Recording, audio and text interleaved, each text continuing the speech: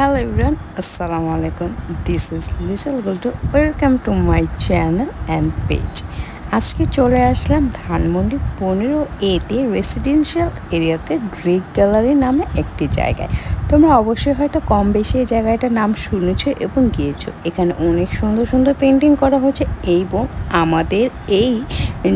আমাদের এই যে কয়দিন আগে যে দেশের যে অবস্থা গেল, যে ছাত্ররা যুদ্ধ করে স্বাধীন করেছে তাদের সব কিছু ফুটেজ এখানে তুলে ধরা হয়েছে। এই যে মুগ্ধ নামে যে একটা ছেলে মারা গেল, পানি লাগবে পানি, তার পানির বোতলটা তার নামে পানির বোতলও বের হয়েছে। দেখো কত সুন্দর সুন্দর এখানে কত পেন্টিং করা আছে। এখানে যা যা হয়েছে জুলাই মাস থেকে অগস্ট মাস পর্যন্ত সব কিছু প্রথম থেকে লাস্ট পর্যন্ত সব কিছু চিত্র এখানে তুলে ধরা হয়েছে। আসলে আমরা জানি না আমরা কোন সমাজে কোন দেশে বাস করি। এখানে তোমরা আসলে হয়তো আসলে সবাই দেখতে পারবা বা বুঝতে পারবা। আমরা অনেকে হয়তো আমাদের গত 5 থেকে 6 দিন হয়তো নেট অফ ছিল, আমরা অনেক কাহিনী বা অনেক কিছুই জানতে পারিনি, কিন্তু এই ড্রিক গ্যালারিতে এসে আমি অনেক কিছু স্পষ্টভাবে দেখলাম, জানলাম।